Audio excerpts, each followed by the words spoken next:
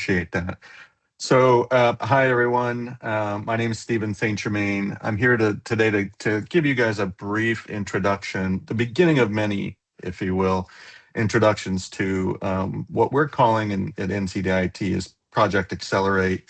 I'll go into a bit of details about that, but before we get rolling, I just kind of want to share a high-level agenda. I'll introduce myself a brief bit.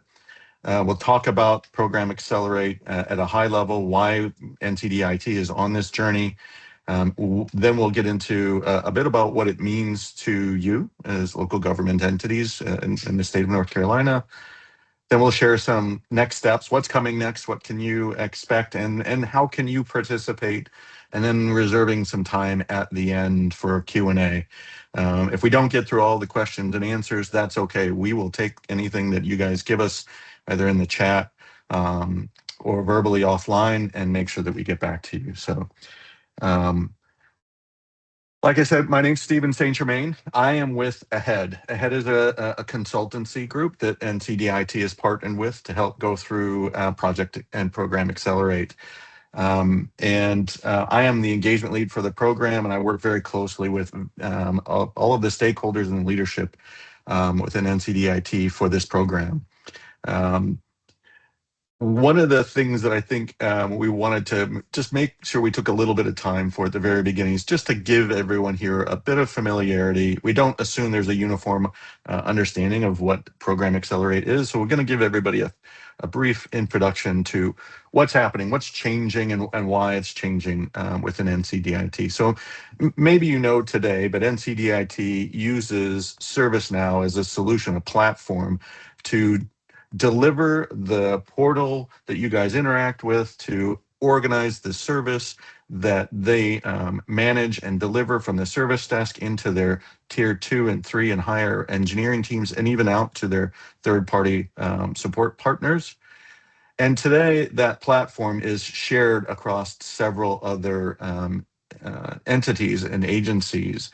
And that's creating a bit of a challenge for NCDIT in terms of the control it needs to have for managing the maturity and the growth and the improvement of the support that they want to provide to you and others.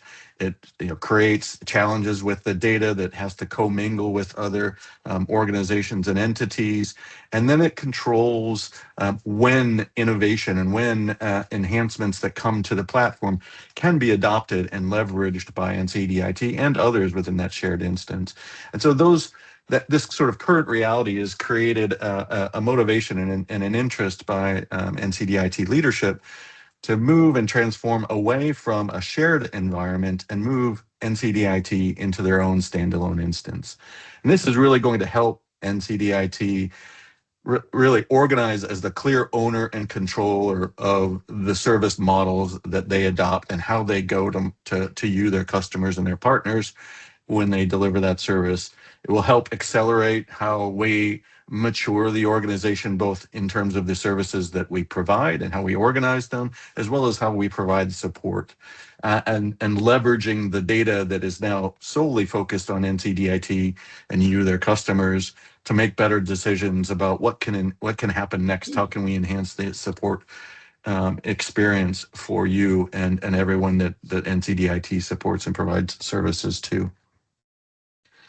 And ultimately, what we're really focusing on then is how can we improve internally and how we organize ourselves, how we manage the service and support we deliver, how we organize those services, ultimately to provide better support to you, our customers, and then long-term and bigger vision, even our constituents, right? Being able to make sure that NCDIT and the services that they support all the way down to the individual level and within the public within North Carolina can benefit from this support model and the platform that we use to organize how we come to you and the public for offering services and support. So that's a very high level summary about why we're going through this transformation. And I'll talk a bit more about what that means to you next. Just to suffice to say that if you guys have any questions about more specific questions about why we went on this journey, don't hesitate to let us know. We'll get you the answers, but I'm not going to dive into a lot more detail into how we got to the decision here. Really, I'm going to focus now on what's coming next, what's coming for you guys next. So what's changing, right? There's a lot that's happening as a part of this transformation. And this slide covers all of the things that's occurring, but not the things that are really going to matter for you. Really, what I want to focus on at first is just to say there's a lot happening here. We're really looking at how we can reorganize and mature many, many areas within how NCDIT operates, and organizes themselves, organizes the support that they deliver internally as well as externally, and then provides additional capabilities and functionality, such as how we get folks back to work, how we may transfer tickets in between organizations, et cetera. So there's a lot that's going on as a part of this. But what it really means to you as state and local government entities is three primary areas, right? I'll start from the bottom left and kind of move up to the right. We're going to redo and rework how authentication occurs today. We know that today you might have to reach out to the service desk in order to get an account created, in order to be able to log in and consume the services, to tell us a bit about what's happening for the services that you're consuming, any of the changes that you might need made, or any of the incidents or issues that are occurring. We're implementing a new login structure and account structure that will make sure that this is much more streamlined and prevent you guys having to have a high touch experience with regards to accounts. And then we're also sort of simplifying and reorganizing the service catalog. We have a lot of things in the service catalog that we deliver today. And that could be good, right? You have the flexibility to pick from all of these services, but it could be bad in that you don't necessarily know, or it's not intuitive enough to know which one of those catalog items, which one of those services that you want to ingest is the right thing for what you're trying to tell us about. So we're really reorganizing these things to simplify the number of services that you see and make these catalog items more intuitive and more actionable themselves. So rather than having to pick from 3 different things in a given topic, you pick one and you tell us a bit about the specifics, and that allows us to streamline how we get support to you moving forward. And then we think ultimately, most importantly, we're introducing something called public sector digital services. This is a set of capabilities within the platform that allows us to really create a focused support and service environment for you, our customers. And I'm going to go into a little bit more detail of what that will entail and what that will show, and some of the show and tell of that in a moment. But in summary, what public sector digital services means is there will be a dedicated, what's called a government services portal that allows you to log in, see the services that NCDIT supports, and then tell us, search for the support you need, tell us if you can't find the answers for yourselves, find and track the history and the status of the support that's in flight for you, and then generally interact with NCDIT's service desk and support engineers in a more streamlined fashion. This allows us then to sort of create a foundation that will move us forward to advertising only the services that you're consuming, so you don't have to navigate across the whole host of things, right? We're really just going to focus on, here's what you're consuming, tell us about those things. If you want to consume something more, here's how you can opt in and consume more services and acquire more services from DIT. But make sure that experience is very focused, expanding our knowledge base so that we can improve self-service along the categories of the services that you consume, expanding the channels for support. So we'll have the same support channels today, but there's some capabilities that we'll look to in the future that will enable things that are more light touch and automated for you, so you don't always have to reach out and talk to a person. You maybe help find support in an easier fashion for you. So today, it's a foundation. Today, we're really getting started, and we're modifying the support model for you, and I'll talk a bit about that in a second. But really, this is just the beginning for the journey to continually improve our focus to our customers and constituents moving forward. So what does that specifically mean? Like I mentioned, we're going to implement a dedicated service portal. There's no more sharing a service portal with internal DIT operations and catalog items or services that they provide with those that are provided to our customers, our external consumers of our services. There's something dedicated for you moving forward. Additionally, we're introducing a new support model that will simplify and streamline how you interact with us and how we interact with you.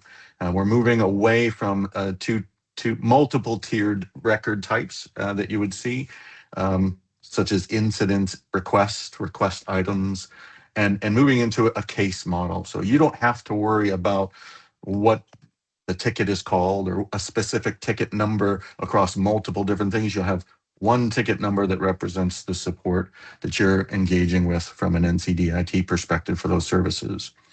And then we're also starting to build more consistent operational models and playbooks that allow us to define more maturely over time how support will be delivered so that we can get better at what we're doing for you, provide better knowledge as a result of those things, provide more self-service capabilities as a result of that, structuring the work and getting better at understanding what helps you over time. All of this ultimately is coming through that public sector digital services and at no additional charge today, right? We're going to deliver all of this for all of you at no additional charge. It's not to say that things might not change in the future as we add more capabilities, as we find more value that we know our customers might agree to or be glad to consume. But for this project, you'll see no new rates. So normally I would pause, but I want you guys to all be able to have time at the end for questions. So if you think of anything that you have questions about or feedback on, please drop it in the chat for now, and we'll circle back and to the end of this presentation. Right now, I want to kind of show you a little bit. This is static, not dynamic. We're still in the process of finalizing all of this, so more to come. But what is the government services portal going to look like for you? What will it offer in terms of capabilities? This should be pretty familiar, right? While there are some big changes coming, we're trying to keep this similar to what you're used to seeing today, right? The government services portal is going to allow you to interact with NCDIT in a number of different ways in a very modern user interface. So we've got our standard web page that is representative of the portal that allows you to consume and access the services, the knowledge, the support that you're used to, both from a menu driven at the header level or channel driven down below with quick links and access to other information. As always, you'll be able to search across all of the things that are being offered from the government services portal. This includes service that you may already be receiving. This includes knowledge articles. This includes just information about how to contact us, get support, or solve issues or answer questions yourself. But in the event that you can't answer those questions or you don't find what you need and you need to reach out and have more of a high touch engagement with us, you'll have your standard channels here where you can tell us about something that's not working for you, something specific that's not working for you, submitting a case. Or you can leverage something that exists in the service catalog, request services from us, filling out some more specific details, giving us a bit more context about what you need or what you're looking for. You can also just go directly into the knowledge base rather than doing a more global search. You can search more directly in the knowledge base or navigate through the knowledge base. The knowledge base will have a structure that you can identify what you want to search into and what knowledge articles are available to you for those services. And last but not least, we continue to offer our very high touch chat channels, as well as you'll see the phone number down below where you can reach out to the service desk and call them if you need to talk to somebody directly. Some of the things that we're adding to this page are just expanding some quick link content. We are looking to ultimately provide, easier access, fewer click access to content that is going to be helpful or important to you as you interact with us and we deliver support for you. But we're also going to add things like more direct visibility into your cases. And I want to highlight this a little bit because one of the things that may exist today, but is being expanded a bit, is you may always have been able to see what are the tickets, what are the records, what's the support that you've reached out to us for, and what's happened for you as an individual. But if you're a team leader or an organizational leader or a local government entity leader, we have the ability now to provide visibility into the cases for your organization. What have you done holistically with NCDIT? What is the status of all of that support? And you can see whether it's specific to you or others in your organization, you'll be able to see where those tickets lie. And I'll show a screen capture of that here shortly to kind of highlight some of that capability. We're also adding, some quick links. So, as you guys consume particular services, maybe you're focusing on, repeatable services that you leverage from us rather than always having to navigate into the service catalog. Those recent items or those popular items for you will appear at the bottom, right? We're just trying to make some of this stuff easier for you to get to and consume. And then lastly, we're adding what events are occurring, a status section. So if there's a disruption or if there's just some upcoming events or some information we want to share, we have a place right on this page that you'll be able to see, the current status of those things and get more information about what's occurring. So if there's a disruption in some service that NCDIT provides and it's affecting you, you'll be able to come here, see when it started, and then click into this object and get some more information. And then if you need to tell us more about that impact to you, if you don't have a support ticket logged for it already, and you want to let us know that it's affecting something more than we might be aware of, or you just want to have more direct contact with us, you can reach out to us through these channels. So that's some of what's coming. This is the new foundation, and we're working on having this polished up in the coming weeks, and we'll have more to show and more interaction even to show as we get closer to being ready for go live. But as I mentioned, in this what we're calling the support visibility dashboard for now, right? This allows individuals to see their tickets, but for organizational leadership and executive leadership, you'll have this ability here to navigate into content that shows you all of your government services cases, right? As you can see in this dummy data representation, there are multiple individuals that are listed here in the contact column here. So we know that it's important sometimes for you to understand how much are you reaching out to NCDIT? What are you consuming from us? Where are you having these problems? What is that volume? And we want to make it easier for you to get that information. And so this interface will allow you to see that. It provides you some quick access to segment out the record types that might have come and provided part of the support that you're receiving or the engagement with NCDIT on the left. But there's also some advanced filtering so that you can start to navigate through all of the attributes and the data that you'll see for your organization and narrow that down to say what's open or what's been closed in the last 2 weeks or what's been closed throughout the entire year or what's still open but might be open for a longer period of time that's a high or a low priority. So the advanced filtering capability will allow you to really control the data that you're looking at in that result set that you see there. And then lastly, I want to talk a bit about the new support model. I've alluded to this. We're moving from incidents and requests as record types that you have to worry about into a single case model. And this is really a starting place for us, and this is something that is really going to be important for us as we expand to more and more individuals within the state, but also as we just continue to mature and improve our service model and the way we deliver service for those services. So what is a case? It is a top-level record that allows you to interact with us about the things that matter to you. Right? You can tell us about something that's occurring from the government services portal or reach out to NCDIT's service desk by phone or by chat. And that interaction today will now create a case. We ultimately want just one record that allows you to see the communication, the status of SLAs, the updates in the progress, as opposed to having to worry about that there are multiple records or multiple ticket types behind the scenes. This is ultimately the simplified approach that we'll use for you, for other agencies, as well as constituents in the state moving forward. That doesn't mean that incident records and request records and the structure behind all of those aren't still in play. Those are just internal to how NCDIT or IT organizations that provide services manage and organize those services internal.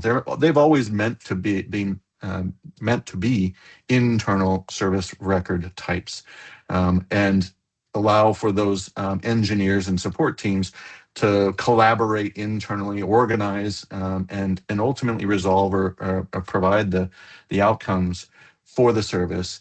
And there's a lot of confusion that often can get created here. So we're looking at simplifying this model and how we go to market with our support delivery model for you and others that will consume services. And then continue to leverage these record types internally for the support that we provide, but make sure that any communication that needs to come out of those records to you is passed up, and that any impact to the service commitments that we have with you is passed up, so that you can still get all of that information, still understand all of that status and where things are in the life cycle, just without having to worry about all of the multiple record types behind the scenes. So take a quick drink. Hopefully all this makes sense, but if you do have any questions, don't hesitate to drop them in the chat. Okay, am I on time? I'm good. So what's next? What's coming next? What do you need to know is coming, and how are we going to support you as we continue this journey towards going live with all these new features and functionality and these changes that are coming? First, we're going to host more lunch and learn sessions like this. We'll dive deeper into a particular topic. We'll make them more interactive. We'll do more, live show and tell of products. But we want to ultimately continue this open channel of what's coming. We, as Felina indicated early on, we want to improve how we deliver these things to you, but do that for you. Not to you, right? At the end of the day, if all of this changes is coming and you find out by how you consume it and at the government services portal, we really haven't done the best we can for you. So we're going to increase the amount of communication that you guys will receive through further lunch and learns, and potentially even email messages or other content as we continue to explore what is the right way to just inform you, right? So this is more of a passive, hey, let's help provide content and create awareness channel. In addition to that, though, we're going to have training that will be provided to you. And it will be very specific to the public sector digital services capabilities, how to navigate and leverage the capabilities within the platform, especially the portal for you. But we're actually going to produce some material and make that available in the government services portal and provide announcements to that. That content is forthcoming, but we're not just going to sit by and expect that everybody will understand how to interact with the new things that we're providing or what they mean. We're going to make sure that you have what you need from a training perspective. It's not going to be, hours and hours worth of content. It'll be very light touch, very easy for you to follow and understand. But we want to make sure that we provide that so that you guys can continue to understand what's happening and what that means to you.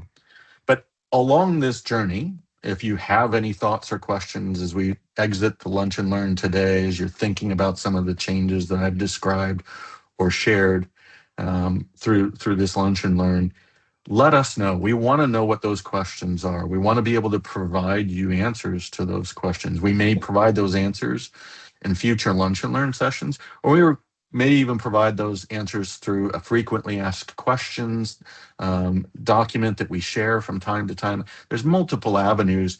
And then ultimately, we also want to just keep Felina informed on behalf of you, so she understands what you guys are thinking about, and we provide her context and information so that she can continue to answer those questions for you as you work with her as your business relationship manager. But probably most important is that we don't want all this to just be one-sided, us to you. We actually would like to engage with you as a part of this journey. So we've created something that we've started leveraging internal to the program, but we also want to leverage external to you, our customers and our partners. And that's what we're calling a Change Champion program. And I've got some more details about it on another slide. But in general, what this means is we'd like for you guys to think about actively participating with us, nominating an individual that could maybe attend some deeper sessions with us, go through some of this training earlier, help us make sure that the content, you provide feedback to that content before it goes out to the larger public in general. Help us maybe test a few things from time to time.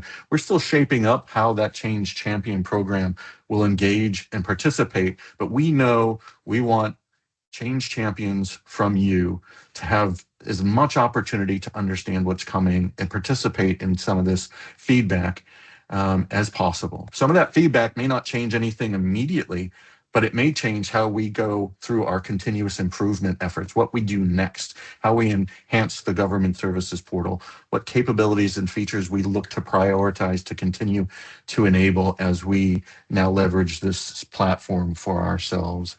So we're really looking forward to asking you guys to participate with us. In a link here in the slide, and we'll find other ways to share that link with you. You can see the link here. We have a sign-up page that we would ask for you guys to just fill your name in, provide us a few details about the organization that you're a member of, share the contact information with us, and then we'll reach out to you with more details about what's coming from that Change Champions program in the community. If you can identify individuals in your organization that you think would be willing to participate, or that you're willing to volunteer to participate, we would appreciate you having this form filled out and submitted back to us by February 4th. This will allow us some time to organize the volume of the participants, the types of the participation that we're going to consider, and get back to everyone in a timely fashion. But we really think that, as again, Felina mentioned before, like, we want to do more to describe and inform and share in this collaborative journey with you, rather than you just wait to receive all of the changes that are coming and figure out what that means afterwards. So I think I've probably talked a little faster than I planned in my agenda, but that's okay. That means we have more time for Q&A. If we have any questions in the chat, or if there's any questions that people want to chime in on verbally, please feel free. I'm happy to answer questions, or have others that are here, a part of the program, help answer questions. Any questions that anybody has? Thank you, Stephen. I'm looking to see if there are any Q&A questions. I don't see any. That means you did an excellent job.